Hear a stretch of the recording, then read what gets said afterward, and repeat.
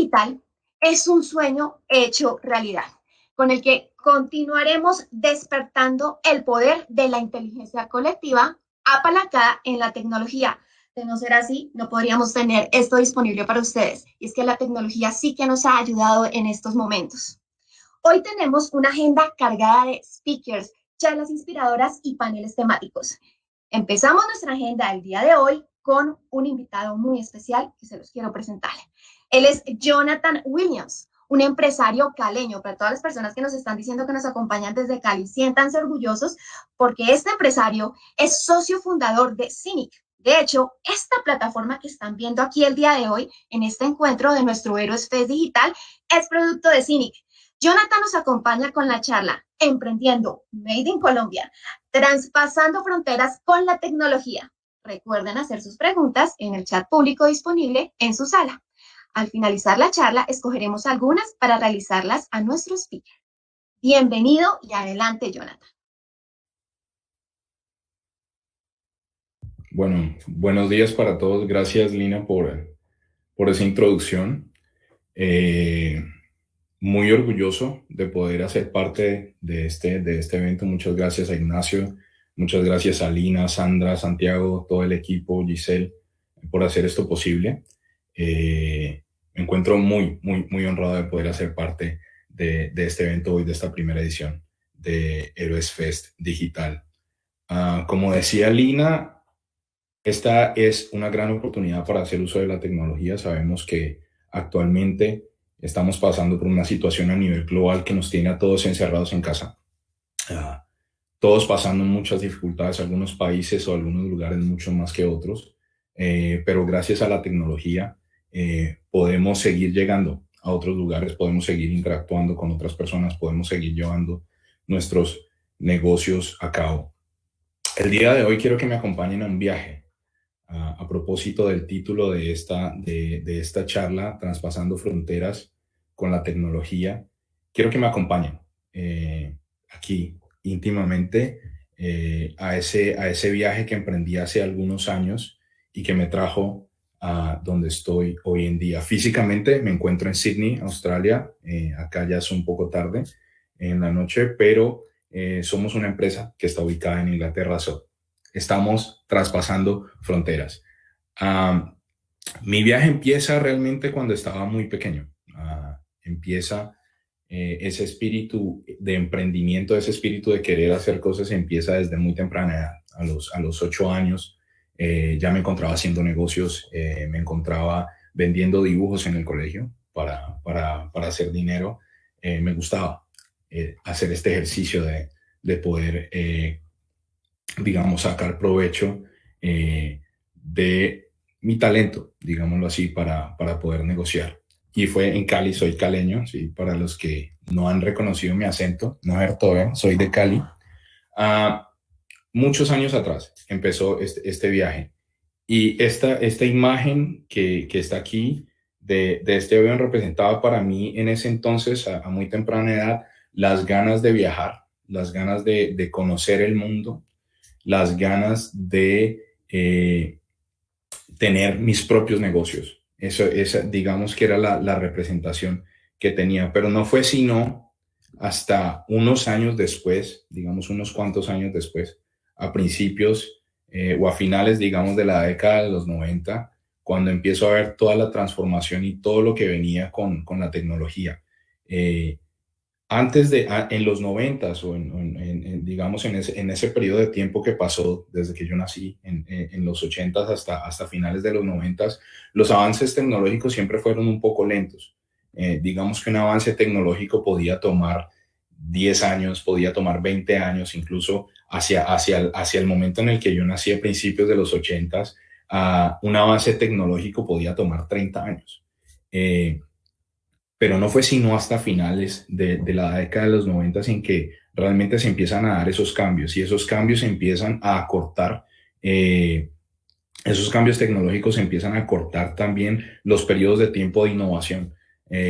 No sé si muchos de los que están aquí fueron nacidos después del 2000, pero para los que fuimos nacidos antes del 2000, era una pesadilla por lo menos conectarnos al Internet. Era muy chistoso. Yo iba a la casa de mi mejor amigo que vivía a unas calles de mi casa y él era el único que tenía Internet en esa época. Cuando tratábamos de conectarnos a la Internet, uh, siempre estábamos cruzando los dedos para que la mamá no fuera a levantar el teléfono, porque cuando levantaba el teléfono se nos caía toda la conexión. Entonces era una proeza poder llegar a conectarnos. Les quería compartir un poco de las páginas que nosotros navegábamos en esa época y cómo se veían en esa época, pero no pude encontrar, digamos, mucha información y no quise llenar tampoco la presentación de muchas imágenes. Pero una de las páginas que yo le comentaba a una colega mía que también está presente hoy, Natalia, nuestra directora de marketing y comunicaciones, era una página que se llamaba Cali es Cali. Y en esa página era muy chistoso porque la navegábamos y empezábamos a ver toda la gente que vivía en la ciudad. Cuando empezaban a ver nuevos modelos, empezaban a aparecer en esa página. Entonces era una forma muy chistosa de poder interactuar o de poder ver cuál era la gente que vivía, la gente más chic que vivía en la ciudad. Y también tenía un chat público en donde empezábamos a hablar con gente cualquiera. No digamos hacer amigos, porque hasta esa época no eran, digamos, estaba muy pequeño como para empezar a entablar relaciones con otras personas o amistades, digamos, había un poco de desconfianza con el tema de la internet, sin saber quién estaba del otro lado. Después sale el Messenger y con el Messenger que abrí con mi primer correo electrónico, que aún lo tengo, sí, creo que todavía conservan ese correo electrónico. No sé si ahí es donde mandan todos los junks y hacen todas las suscripciones allí para nunca revisar ese correo. Bueno, yo soy de esas personas. Ahí está ese correo. Y en el Messenger empecé, digamos, a conectarme con amigos que estudiaban en otros colegios. O con amigos que se habían ido del colegio y estaban viviendo en otra ciudad. Entonces empezaba a hablar con ellos. Para mí era una cosa maravillosa poder conectarme con gente que no estaba, digamos, cerca mío por X o Y motivo. En el 2001 descubro otras cosas. Bueno, primero mi mamá me regaló un celular en el 2001 y era uno de los pocos en mi salón de clase que tenía celular. Entonces para mí eso era como, wow, la única que me llamaba era mi mamá. Entonces yo creo que era más un método que ella tenía para controlarme que para cualquier otra cosa. Pero de nuevo, la tecnología se comenzaba a hacer mucho más presente en mi vida. No sé cuántos de aquí tuvieron Dixman, pero yo tuve Walkman y después tuve Dixman, una cosa grandísima que con 2 canciones se acababa toda la batería. Entonces no podía escuchar absolutamente nada más. Pero mi mejor amigo, el que tenía internet, descubrió Napster y él empezó a descargar música por Napster y creo que había otra página. Y ahí nosotros empezamos, o por lo menos una tía mía me mandó de los Estados Unidos un reproductor de MP3. Y ahí empecé a almacenar la música. Después vi otra plataforma que se llamaba MySpace y en esa plataforma que se llamaba MySpace era donde se ponía era una red social, sí, eso fue los inicios, digamos, de las redes sociales que nosotros tenemos hoy en día. Y allí los artistas subían música, entonces se podía escuchar música y creo que fue el origen de lo que nosotros vemos hoy o lo que tenemos hoy, plataformas de streaming como Spotify, como Tidal, como, no sé, Pandora, hay otras plataformas de streaming. Estos fueron los inicios. Entonces, aparte era una red social también en donde podías interactuar de cierta forma con los artistas. Después viene Hi-Fi. Para mí fue súper chistoso porque yo tengo 2 mejores amigos. Todavía llevamos, no sé, unos 29 años de ser amigos y creo que ahí revelé más o menos mi edad. Uno es doctor, hoy cirujano plástico, y el otro es un developer. Y él, obviamente el developer siempre estuvo metido en todo este tema de tecnología y fue él el que me hizo crear mi cuenta de Hi-Fi. Fue él el que me hizo comprar celular o decirle a mi mamá que me comprara celular. Fue él el que me hizo abrir la cuenta de MySpace. Entonces él siempre era el que me mantenía, digamos, a la vanguardia de esos cambios tecnológicos que venían ocurriendo. Hi-Fi me permite conectarme con mis amigos y me permite empezar a conocer nueva gente. Ahí fue cuando realmente empecé a a conocer nuevas personas. Y bueno, después entro a la universidad, todo este cuento en la universidad me aisló un poco de lo que eran, digamos, las plataformas como Hi-Fi. Era un poquito dedicado a la universidad, entré a estudiar economía, entonces no le prestaba mucha atención a estas cosas. Y por eso hay una distancia, digamos, de tiempo entre el 2001 y lo que fue el 2006. El 2006 para mí empieza a marcar un cambio mucho más grande. Ya nosotros venimos de tener Messenger, de que la velocidad del Internet mejorara un poco, no era mucha la mejoría, pero que mejorara un poco la conexión y el acceso también al Internet. Ya todos gradualmente íbamos teniendo, digamos, cierto nivel de acceso al Internet. Facebook viene siendo la plataforma en el 2006 que para mí marca como, wow, Jonathan entró al mundo de la tecnología. Y allí empecé a conectarme con gente que no sabía de hacía muchos años, que se habían ido a vivir a los Estados Unidos, que se habían ido a vivir a Europa. Empiezo a conectarme con ellos y empiezo a ver cómo, digamos, esta plataforma nos empieza a educar y nos empieza a hacer adaptar poco a poco, ¿sí? A lo que vendría siendo los grandes cambios que estamos viviendo hoy en día. Hoy en día todos somos familiares con la videollamada. Creo que los que no lo eran por este tema del COVID-19 se volvieron familiares con el tema de la videollamada. Pero todo ese proceso de cambio fue a través de, diría yo en su mayoría, de este laboratorio que ha sido Facebook. Nos llevaron a compartir los momentos especiales con las demás personas, a darles like, nos llevaron a compartir videos, después nos llevaron a ver video streamings, y ahorita quién sabe hacia dónde nos van a llevar. Continuando con mi y esperemos que cargue la diapositiva. De nuevo hago un gran salto aquí. 2006, todavía estaba yo en Colombia en la universidad. En el 2008 me voy de Colombia hacia Argentina. Cuando llego a Argentina, empiezo a trabajar en radio. Fue una experiencia maravillosa porque cuando trabajaba en la radio empecé a comunicar, empecé a hacer producción de radio, que realmente había sido algo que nunca había hecho y algo para lo que no había estudiado. Yo estudié economía, nada que ver con producción de radio. Pero hubo una persona que conocí en Colombia que vivía en Argentina y hacía programas de radio. Me invitó a ser parte como productor de ese programa. Y lo que pasó cuando estaba trabajando en ese programa es que siempre he estado conectado a la industria de la música, industria en la que trabajé, en la que he trabajado por muchos años.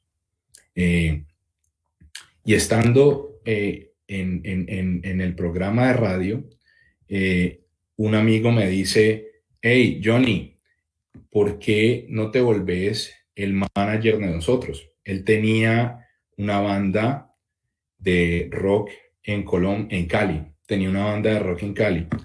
Y yo le dije, yo no tengo ni idea de qué es manejar bandas. Esto nunca ha sido lo mío. No estudié para esto tampoco. Y me dijo, bueno, no importa, medítele a eso, puedes empezar por poner la música de nosotros en la radio en Argentina. Empecé a poner la música de ellos en la red en Argentina y empezó a sonar, empezó a pegar. Entonces dije, bueno, esto realmente es algo chévere, es muy bacano poder utilizar, digamos, este medio para expandir la música de otras personas en Colombia, acá en Argentina. Y ahí fue como me involucré muchísimo más en la historia de la música, en la industria de la música, que será una historia que les contaré en otro evento. Pero ¿por qué les cuento esto? Porque trabajando en la música conocí a quien se convertiría en uno de mis primeros socios, digamos, de negocios y con quien creamos una plataforma digital que se llamaba CIA TV. Aquí lo pueden ver, éramos nosotros dos, su nombre es Gabriel Ramos o Gabo Ramos, era presentador de MTV, de los 10 más pedidos, y para los que les gusta Pokémon, él es la voz oficial de Ash Ketchum. Nos conocimos por la música, nos conocimos en Buenos Aires y me dice, hey, ¿por qué no hacemos algo para apoyar a los artistas independientes utilizando, de nuevo, las plataformas tecnológicas? Hasta ese entonces yo no tenía ni idea que era un live streaming. No tenía absolutamente idea de qué era. Tampoco tenía idea de qué era Twitter. So, él me hizo abrir un Twitter y ahí me ven, estoy sentado en la computadora de él mientras tuiteaba. Perdónenme que no pude poner un tweet real o los primeros tweets de cuando estábamos en esa época, 2010, porque hay millones de tweets y no pude encontrar los primeros. Me tocó pegar una imagen general. Pero allí estaba yo, sentado aprendiendo a utilizar de nuevo otra herramienta tecnológica, una herramienta con la que estábamos exteriorizando una voz, en el que estábamos mandando nuestro mensaje y conectando a gente en muchos lugares de Latinoamérica y en otras partes del mundo, pero hasta ese entonces, 2010, nosotros no éramos muy conscientes realmente de lo que estaba pasando y de la transformación que se estaba viviendo. Nosotros empezamos este proyecto haciendo live streaming usando una plataforma que se llamaba Live Streaming y conectábamos artistas de diferentes lugares de Latinoamérica con la audiencia. Entonces la gente podía hacer preguntas a través de Twitter y nosotros conectábamos al artista por medio de Skype, ¿sí? Y bueno, atrás de bambalinas, ¿sí? Traíamos la pantalla del artista a la pantalla principal y la gente podía ver qué estaba pasando, cuál era la interacción, podían hacer sus preguntas y era algo bastante emocionante porque era la primera vez que se involucraba en vivo, ¿sí? A la audiencia. Era la primera vez que en vivo la audiencia tenía una voz y que podía ver a su artista. Eventualmente empezamos a traer a las personas también por medio de Skype a conectarse en videollamada con los artistas y esto era algo maravilloso para ellos. Surge en el 2010 una inquietud cuando le digo yo a Gabo, necesitamos expandirnos. Hasta ese momento estábamos en una cocina y esa pantalla o ese embed que nosotros teníamos lo hacíamos solamente en un blog. Era un blogspot en esa época. Ni siquiera teníamos un dominio propio, una página de nosotros. Dijimos, necesitamos expandirnos, necesitamos buscar socios.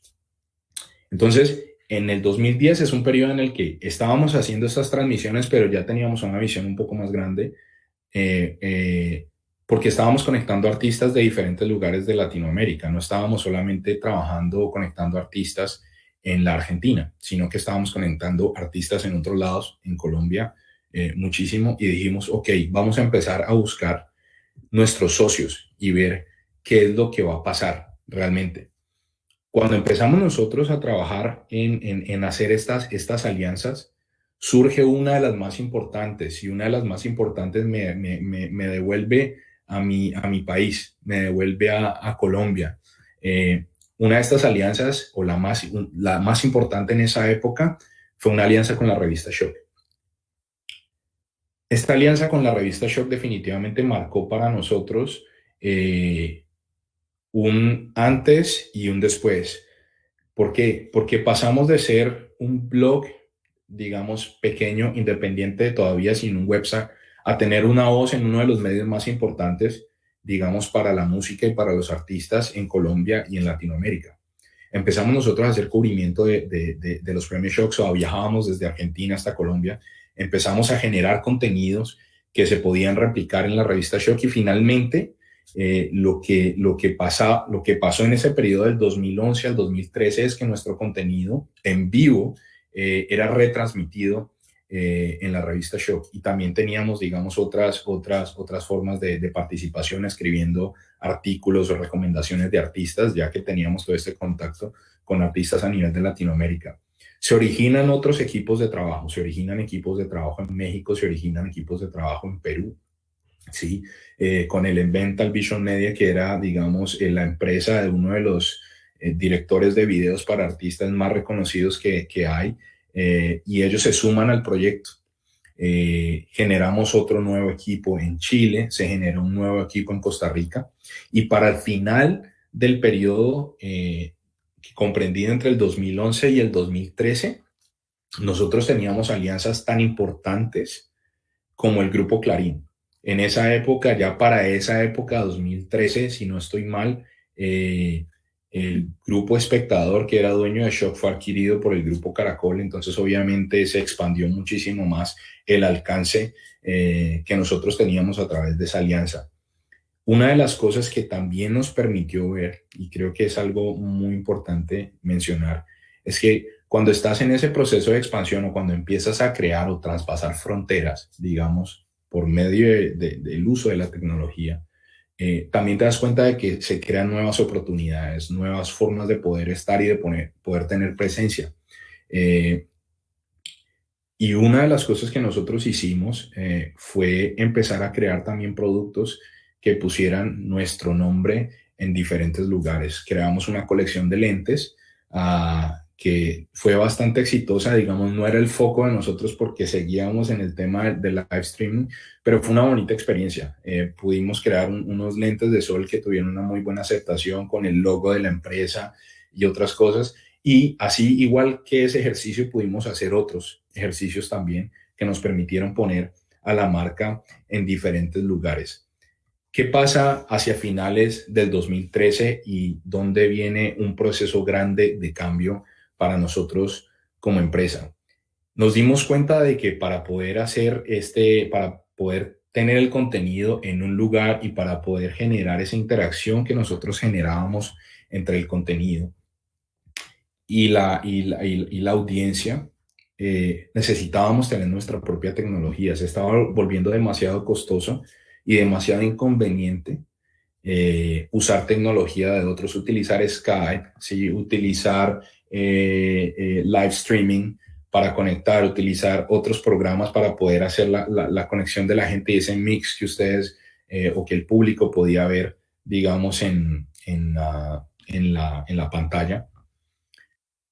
Y decidimos empezar a buscar inversión. Y ahí es cuando la cosa se pone mucho más divertida, digámoslo así. Una aventura totalmente diferente porque hasta ese momento, 2013, todo lo que nosotros habíamos hecho había sido del bolsillo de nosotros, había salido de los ahorros de nosotros, de otros negocios, del salario que nosotros recibíamos, de las otras cosas que hacíamos. Entonces empieza esa nueva aventura para nosotros. ¿Qué pasa en el periodo comprendido entre el finales del 2013 y 2014? En el 2014, nosotros viajamos a Irlanda a un evento que se llama Web Summit y allá, la verdad, a lo que fuimos fue a levantar inversión. Y todo pasó menos levantar inversión. Porque al momento en el que nosotros fuimos, no teníamos una buena propuesta de negocio, pero la gente tampoco creía en el concepto que nosotros teníamos. Y el concepto que nosotros teníamos era justamente poder tener contenido y que se diera interacción entre el contenido y las personas. Que las personas pudieran interactuar con el presentador y o que pudieran invitar a sus amigos para hacer videollamada mientras veían el contenido. Pasado unos meses después de haber ido allá y de haber encontramos dos cosas importantes encontramos nosotros en Irlanda. Una fue poder hacer un piloto con una marca muy grande, bueno, la puedo mencionar aquí, yo creo, Coca-Cola Company. Ellos también invierten en otras empresas. Entonces, nos encontramos con el director global de marketing y con el director de innovación en esa época para todo Coca-Cola en Irlanda. Les gustó muchísimo la propuesta que nosotros teníamos e hicimos un piloto con ellos en Chile unos meses después. Del piloto no pasó nada, digamos, por algunas diferencias que hubo en esa época con la directora de marca en Chile, para que se den cuenta que obstáculos siempre se presentan, no importa lo que ustedes estén tratando de hacer en materia de tecnología, pero lo importante es pasar esos obstáculos, vencerlos. Y otra persona muy importante que nosotros conocimos fue quien se convertiría en uno de nuestros mentores y que nos ayudaría en los procesos de negociación, que es Ben O'Gering, una persona que es directora de un fondo de inversión en Inglaterra. Pasados unos meses, en otro evento al que fue mi cofundador, Paul Boyarsky, el CEO de la empresa, este evento fue en Israel y fue un evento de Microsoft. En ese evento íbamos a hacer un pitch, íbamos a hacer una ponencia solamente para ganar y si ganábamos nos daban cierta cantidad de dinero. Y lo que pasó fue que cuando terminó mi socio de hacer la ponencia, viene alguien y le dice, ven, vamos a hablar. Y él le dijo, no, yo necesito saber quién ganó. Y él le dijo, no, ven, vamos a hablar porque tú no necesitas saber quién ganó. Esa persona que no lograba convencer a mi socio de que viniera con él y hablara con él, se convertiría en nuestro inversionista número uno. Cuando nosotros logramos levantar esa inversión, hicimos una transformación total del concepto que nosotros teníamos, que era solamente una página, y nos convertimos en esa plataforma que permitía la interacción. En esa época todavía hablar de live streaming era hablar de Meerkat, que era una de las apps más importantes de live streaming en esa época, y Periscope, que después fue adquirida por Twitter. Uh, y en esa época aún Facebook todavía no estaba haciendo live streaming. Lo que permitía Facebook era que la gente pudiera embediar sus streamings en la plataforma. Entonces nosotros creo que llegamos un poco temprano al juego, pero igual salimos con el producto al aire. Finales del 2014 nosotros ya teníamos la plataforma funcionando, teníamos contenido digital. De nuevo, haciendo uso de la tecnología, logramos cerrar alianzas muy importantes porque, como sabrán, o si no lo saben, producir contenido es demasiado costoso y la gente consume mucho. Y para poder generar esa interacción de video, que los amigos pudieran invitar a sus otros amigos y pudieran ver cosas mientras videochateaban, necesitábamos mucho más contenido que nosotros teníamos capacidad de producir. Entonces hicimos un par de alianzas muy importantes. Una de ellas que vale la pena mencionar fue con Sony Pictures. Entonces ya teníamos películas, teníamos series y teníamos esta capacidad de permitirle a la gente ver contenido con sus amigos. Fue un periodo bastante difícil por dos razones. Una, por la producción de contenido siendo algo demasiado costoso y obviamente al mismo tiempo tratando de mantener una plataforma tecnológica era un reto muy grande. O sea, si ustedes van a ver hoy en día empresas como Netflix invierten billones de dólares en mantener el contenido, pero también tienen que invertir billones de dólares en mantener la tecnología. Obviamente nosotros éramos muy pequeños y era impensable, digamos, poder estar a ese nivel. Sin embargo, logramos tener alrededor de unos 20,000 usuarios en toda Latinoamérica. Pero ahí justamente se viene algo que marcó definitivamente el camino que íbamos a tener nosotros como empresa y lo que iba a pasar con nosotros como personas también. Y es decidir qué hacer. No vamos a poder traer tanto contenido como la gente está demandando, no vamos a poder mantener la plataforma tecnológica por los costos tan altos que hacemos. También llegamos muy temprano al juego porque nadie más lo estaba haciendo. Entonces nos volvimos una empresa de software, decidimos volvernos una empresa de software, cancelamos la parte del contenido. Fue una decisión muy difícil porque tuvimos que eliminar todos los equipos de trabajo que teníamos a nivel de Latinoamérica de producir contenido. La alianza, obviamente, las alianzas que teníamos en las que se replicaban los contenidos que nosotros producíamos pararon allí. No fue una decisión difícil, pero nos convertimos en una empresa de software. ¿Y por qué nos convertimos en una empresa de software? Porque decidimos darle esta tecnología que nosotros ofrecemos, que se llama Watch Together o mirar juntos, a las personas o empresas que ya tenían contenidos. Y entre esas empresas, pues obviamente hay cable operadores, hay broadcasters, hay compañías de telefonía que ya tienen contenido. Entonces decidimos empezar esta aventura y ofrecerle a ellos. Debo mencionar que para este momento del periodo 2013, la empresa que había empezado en Argentina se muda a México. ¿Por qué? Porque era uno de los mercados más grandes a nivel de música y a nivel de contenido. Pero cuando nosotros encontramos inversionistas en el 2014, el inversionista nos dice una de las condiciones, sí, es que ustedes abran en otro lugar, ya sea en Europa o en los Estados Unidos, y enfocarse en un mercado que realmente pueda pagar por el uso de la tecnología que ustedes tienen. Nosotros nos incorporamos en Inglaterra y allí hemos estado trabajando desde el 2015.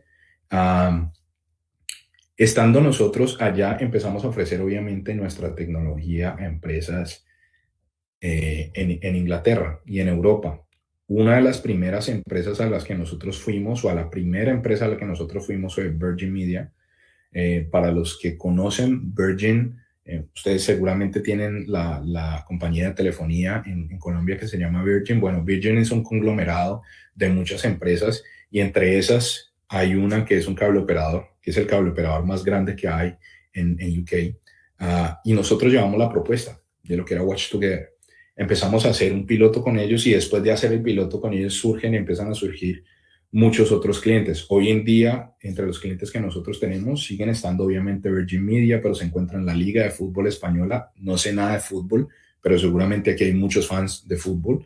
BT Sport, NPO. BT Sport es de Inglaterra también y es una empresa que tiene broadcast, que es un broadcaster, y también tiene una rama que es una empresa de telefonía. NPO, que es un broadcaster público, digamos el canal público de Holanda, y Oredo, que es una empresa de telefonía catarí. Nos dimos cuenta de que realmente lo que había empezado en una cocina terminó siendo o es ahora una empresa que está ofreciendo sus servicios a nivel global. Entonces nos dimos cuenta de algo muy básico. La tecnología ha marcado definitivamente el cambio o el poder romper las fronteras. Digitalmente, la tecnología nos ha permitido a nosotros estar en lugares que nunca pensamos poder estar. También nos ha permitido viajar alrededor del mundo, porque hay otros tipos de tecnologías, pero la tecnología digital nos ha permitido tener presencia en lugares en donde aún todavía yo en lo personal no he ido, ¿ya? Y nos permitió crecer de una cocina, sí, en Buenos Aires, Argentina, a ser una empresa de aproximadamente unas 22 personas que estamos empleando en este momento en Inglaterra y que tiene unos clientes gigantes, no solamente a nivel local en Inglaterra, sino a nivel global. Y les podemos ofrecer nuestro servicio y podemos estar conectados todo el tiempo, así como estoy conectado yo con ustedes, así como todos estamos aquí conectados y como vamos a interactuar ahora por medio de la tecnología. Entonces, la tecnología definitivamente ha sido una herramienta que nos ha permitido traspasar las fronteras. Ahora, ya llegando al final de mi historia o llegando a una pausa en el viaje, porque seguramente tendremos la oportunidad de seguir compartiendo después, quiero contarles algo. Es muy importante hacer una diferenciación entre lo que es una frontera y lo que es una barrera. Aquí como definición tenemos que la frontera es una línea real o imaginaria que separa un estado de otro. ¿Ya? Esas son las fronteras que nosotros traspasamos con la tecnología. No hay forma, a no ser de que estemos bloqueados geográficamente, de que estemos bloqueados. La tecnología definitivamente nos da esa habilidad de poder traspasar las fronteras. Pero tenemos otra cosa que es muy importante tener en cuenta y es muy importante diferenciarla. Tenemos barreras. Y las barreras son estructuras que parecen naturales o artificialmente en un espacio generado y generan divisiones, puede ser una o más, ¿ya? E imposibilita la circulación de un lugar a otro. Esas son barreras, ¿ya? ¿Por qué hago yo hincapié en las barreras? Porque si bien la tecnología a nosotros nos permite traspasar fronteras y nos da la habilidad de estar y tener presencia en diferentes lugares, de interactuar con gente en otros países, las barreras son las que nos generan realmente los límites. Y yo se los quiero dejar, es como una reflexión desde mi experiencia, desde mi punto de vista, y compartir con ustedes lo que puede ser una opción o lo que les puede ayudar a traspasar o a romper esas barreras. Hay tres barreras, hay muchas barreras que nosotros encontramos, pero hay tres que creo que son unas de las que marcan muchísimo la diferencia en la vida cotidiana de nosotros. Una es la barrera económica. Y las barreras económicas, por desgracia, en países como los de nosotros, como el nuestro, afectan a una gran mayoría. Y la única forma de poder, digamos, sobrellevar o poder romper esa barrera es permitirnos o aprovechar, digámoslo así, las herramientas que se nos presenten como las herramientas que genera impulsa, que les ayuda a emprender, que les ayuda a generar nuevos proyectos, que les ayuda a generar nuevas iniciativas y que les ayuda a cambiar la mentalidad. Porque ya yendo a las barreras mentales, ya les voy a explicar y voy a ahondar un poquito más en eso. Por eso es la última que tengo yo aquí, ¿sí? Esas barreras económicas obviamente son muy difíciles. A veces no tenemos dinero para la comida, no tenemos dinero para tener acceso a buena salud, no tenemos dinero para la educación, no podemos movernos de un lugar a otro y obviamente eso nos encasilla en un lugar, pero hay formas de poder salir adelante, hay formas de poder romper esas barreras. Una barrera también que me he encontrado con todo este tema de moverme de país en país, habiendo vivido en varios países, son las barreras culturales. Y entiéndase por barreras culturales no solamente el idioma, porque a veces nosotros pensamos que el idioma es la barrera y realmente el idioma puede ser una barrera, pero no lo es. Una de las cosas que más impiden, digamos, que nosotros avancemos son las barreras culturales. Y cuando me refiero a las barreras culturales, me refiero les voy a poner un ejemplo. Cuando yo vivía en Buenos Aires, cuando yo llegué a Buenos Aires, no había muchos colombianos allá. Y los colombianos, cuando yo hablaba con gente de allá, me decían, no, qué lindo, Colombia, espectacular, el patrón Bermúdez, hablaban de Oscar Córdoba, de Chicho Serna, de los jugadores de nosotros que hacían parte de los equipos allá y hablaban con un gran amor hacia nosotros. Un par de años después, empecé a ver que había un poco de rechazo hacia nosotros y obviamente como colombiano me dolía muchísimo y quería tratar de entender qué era lo que estaba pasando. Empecé a fijarme un poco qué era lo que pasaba con nosotros o por qué era ese rechazo que estaban teniendo contra nosotros y no era por lo que muchas veces se ha convertido en un estereotipo de colombiano narco, colombiano no. Realmente era más enfocado hacia el tema de las costumbres que nosotros teníamos. Un ejemplo, no sé, quizá no soy de esos, pero hay mucha gente que le gusta escuchar la música a todo volumen.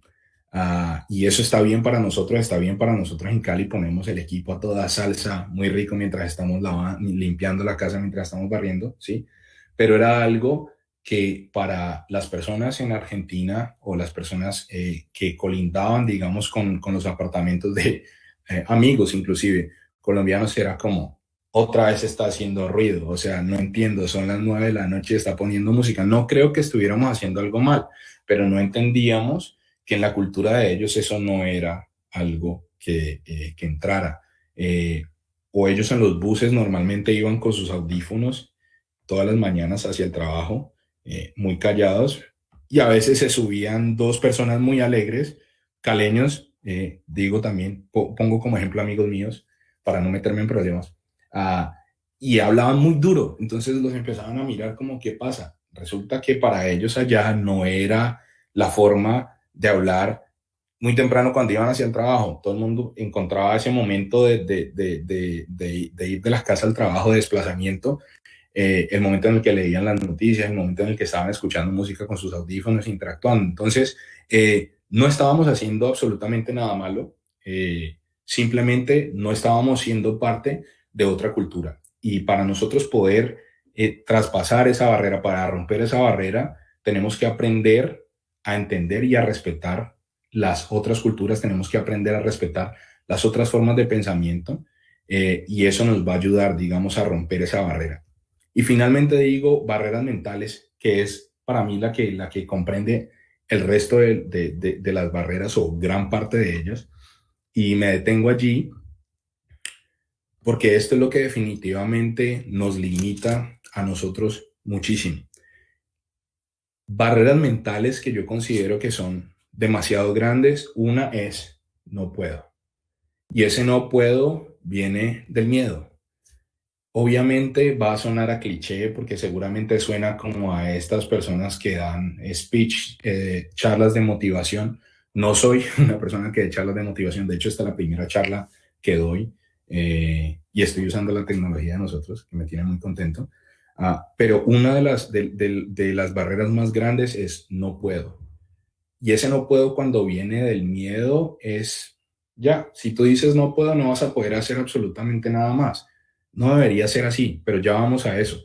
¿Qué otra barrera mental para mí es gigantesca? Es pensar que todo lo bueno que le pasa a otras personas es cuestión de suerte. Particularmente yo no creo en la suerte, particularmente no creo que las cosas pasen porque sí. Creo que son el efecto de algo que se hizo. Entonces hay que analizar las cosas para poder ver por qué realmente no se dieron o por qué se dieron, sí, porque realmente no es suerte. Y otra de las cosas que nos marca a nosotros muchísimo, y digo a nosotros, no solamente a nivel de Colombia, sino a nivel de Latinoamérica y quizá también en muchos otros países pasa, la mente de corto plazo es una de las barreras mucho más grandes. Y yo asumo que muchas de las personas que están aquí hoy en día tienen sus propios negocios o quieren empezar sus propios negocios. Si ustedes van a pensar o si nosotros pensamos que el negocio que estamos empezando nos va a volver ricos de un día a otro, creo que mejor no empecemos. Porque la mentalidad de corto plazo es lo que no nos deja a nosotros avanzar. El querer ver los resultados inmediatamente es algo que no nos va a dejar movernos y no nos va a dejar lograr conseguir los objetivos y las cosas que nosotros nos proponemos, porque eso no pasa así. Digamos que hay gente que dice, bueno, pero esta gente que trabaja en tecnología se ha hecho billonaria de un día a otro. Bueno, eso pasa porque hacen un IPO, sus empresas van a una oferta pública y las acciones de la empresa suben tremendamente y de un día a otro, ¡pum!, se hicieron billonarios. Pero lo que la gente no entiende es todo el proceso y todos los años que llevan ellos trabajando para que esto se dé. Nosotros particularmente estamos trabajando en esto desde el 2010, 2013, 2014, cuando nosotros empezamos a trabajar en tecnología y es el 2020 y apenas estamos empezando a ver los resultados de todo ese trabajo que nosotros hemos hecho. Entonces, esa mente de corto plazo es una de las limitaciones mucho más grandes. Ahora ya, para cerrar, ¿cómo veo yo, cómo considero que podemos nosotros romper esas barreras, podemos saltarnos esas barreras? Y no es sencillo, ya, pero es algo que nosotros tenemos que trabajar. Una de las cosas principales, y por eso hace parte, digamos, si lo ven aquí arriba, el objetivo, digamos, el nombre de la diapositiva, dice norte y objetivos. Eh, para mí, norte u objetivos, yo lo veo como sueños. Yo siempre he sido un gran soñador, siempre he sido un gran soñador. Y siempre me encontré con personas que me decían, "Ah, no hay que ser soñador, hay que ser realista". Yo los respeto, pero si no fuese por las personas soñadoras, ninguno de los cambios tecnológicos que nosotros hemos vivido hubiesen pasado, ninguno de los cambios, de hecho, evolutivos en la humanidad hubiesen pasado si no hubiese sido por una persona que se lo soñó o que lo pensó antes que otro lo pensara. Ya, y a esos que consideraban locos son los que han traído los cambios. Si no hubiese sido por ese sueño que yo tenía cuando estaba pequeño de poder viajar, de poder traspasar y hacer cosas, posiblemente no estaríamos sentados hablando hoy. Posiblemente eso no hubiese pasado. No sé qué sería de mi vida porque nunca la pude visualizar de otra forma, sino el perseguir los sueños que tenía. Pero una cosa muy importante es soñar es buenísimo, pero hay que ponerle deadlines, hay que ponerle tiempo a los sueños, porque si no, se quedan allí. Para nosotros poder accionar, tenemos que poner un tiempo definitivo a ese sueño. Oh, quiero comprarme ese auto, póngale un tiempo. Quiero comprarme ese apartamento, póngale un tiempo.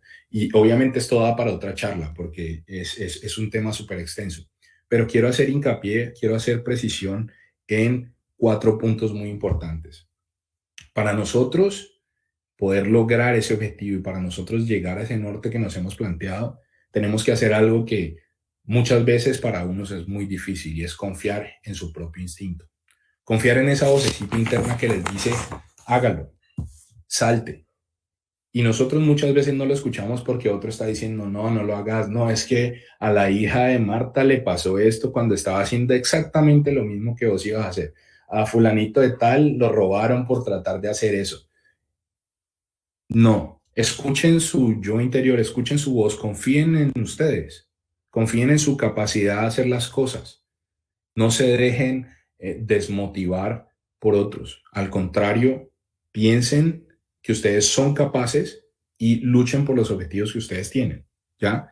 Otra de las cosas que es muy, muy, muy importante es instruirse, leer, investigar sobre lo que a ustedes les gusta.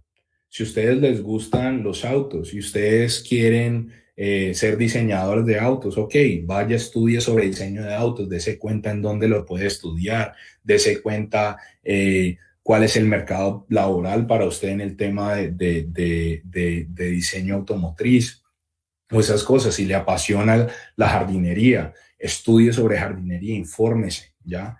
Es súper importante educarse, es súper importante educarse y muchos van a decir, pero no tengo acceso a la educación porque no tengo plata, no puedo ir a la universidad por esto.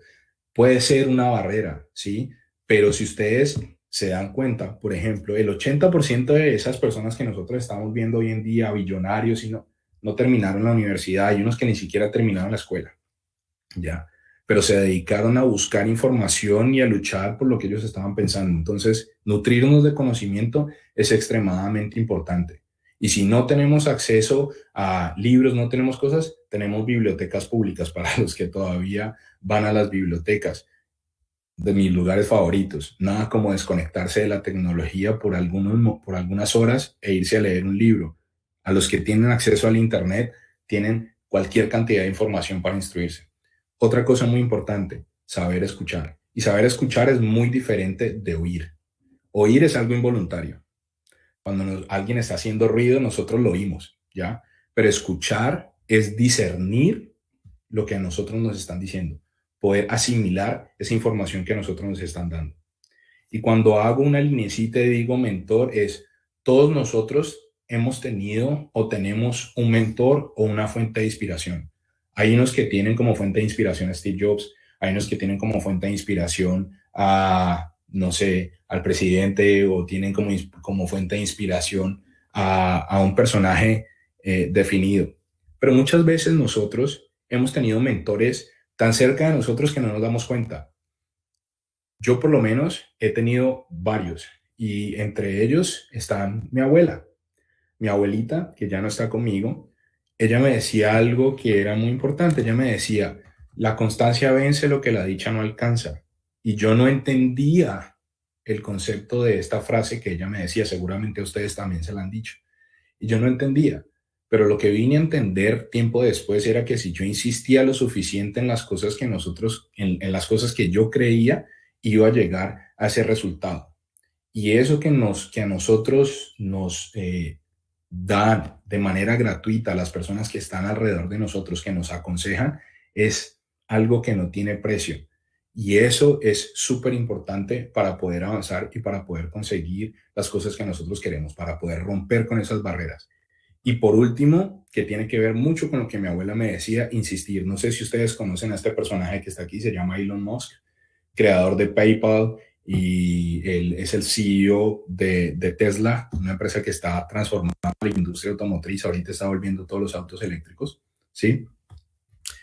Es una persona que nos ha mostrado a nosotros que insistir es la forma de lograr el éxito y de poder romper las barreras. Entonces, quiero dejarlos con ese mensaje. Por favor, confíen en su propio instinto, lean e investiguen muchísimo sobre lo que a ustedes les gusta, escuchen bien a la gente que les da buenos consejos y por favor insistan, insistan y van a conseguir todo lo que ustedes quieran y van a poder romper todas las barreras.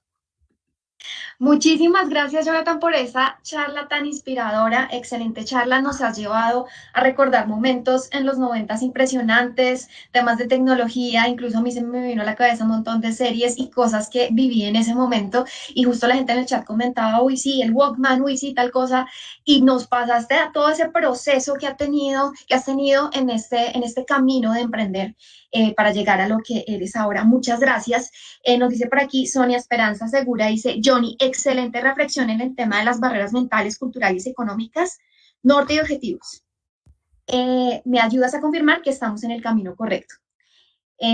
Pues definitivamente ha sido impresionante. quiero decirles que es momento de preguntas rápidamente porque ahora seguimos con charlas inspiradoras. Me gustaría arrancar por esta y es, muchas veces nos dicen que hay que persistir, y tú mismo lo has dicho, y de hecho hay este dicho famoso que dice como que hay que fallar rápido y fallar barato.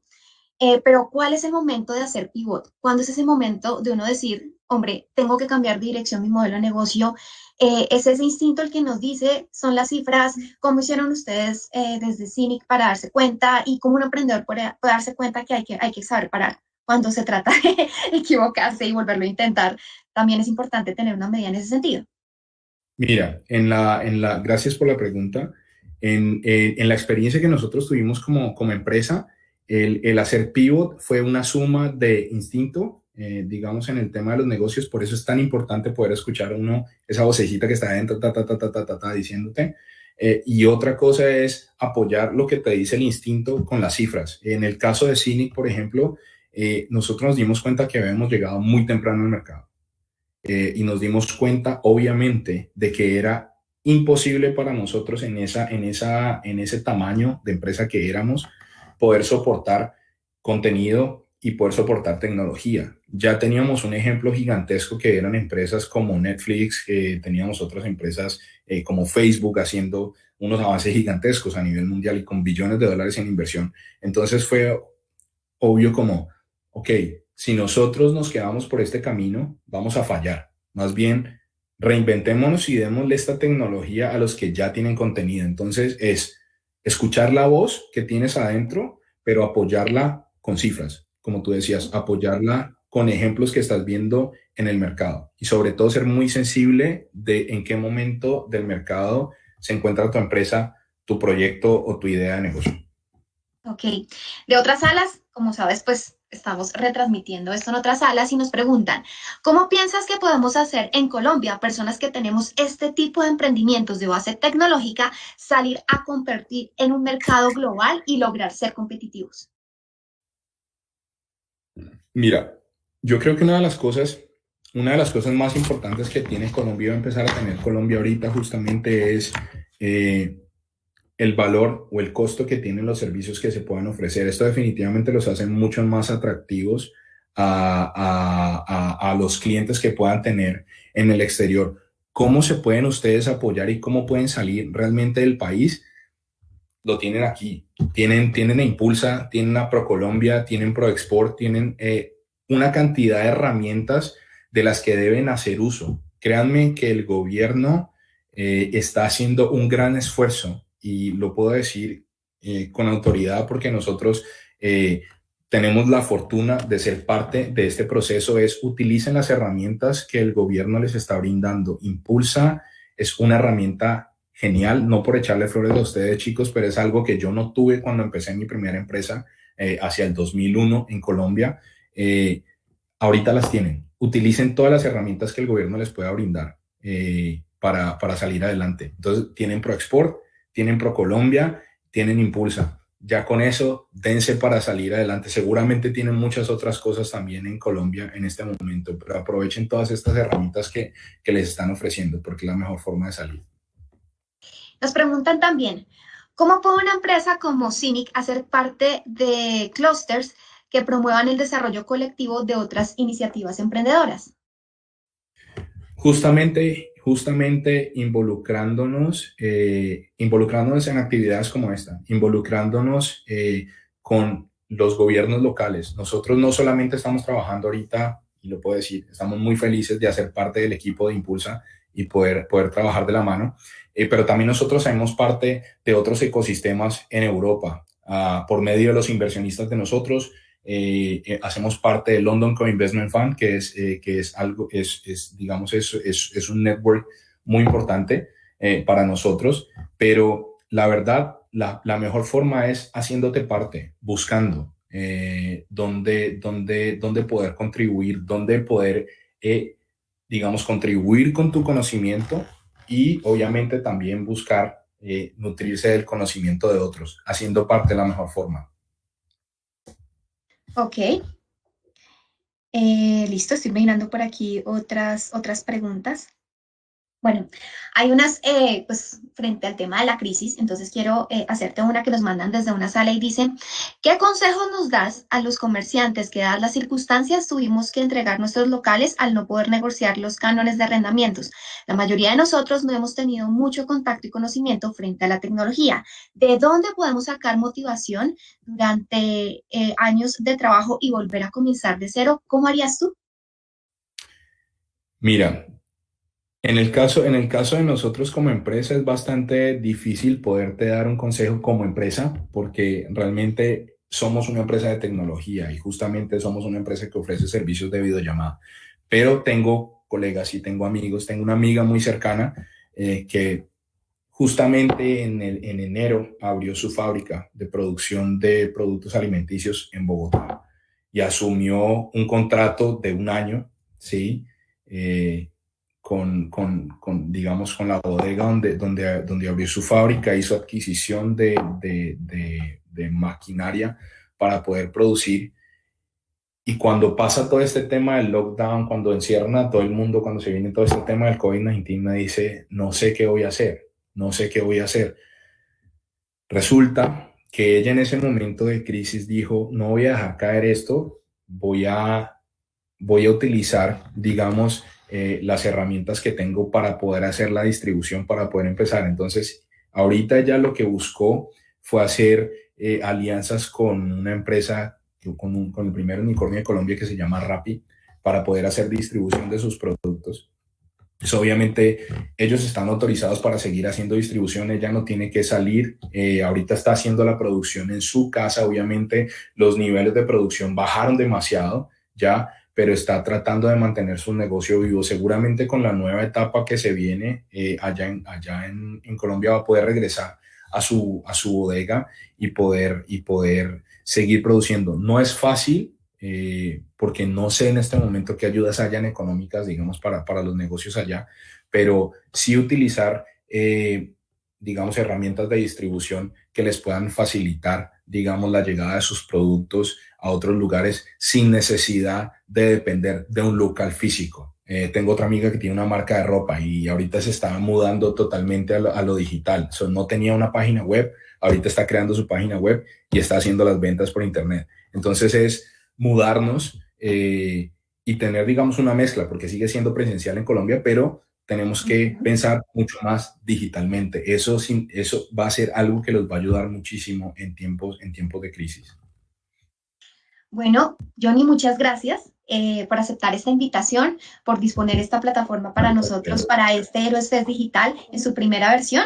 Y bueno, aquí aprovechando, mostremos antes, porfa, los enlaces de conexión de Johnny, o bueno, si Johnny está por ahí, que nos escriba en el chat cómo lo pueden contactar en caso tal de que nuestros asistentes y participantes quieran hacerlo.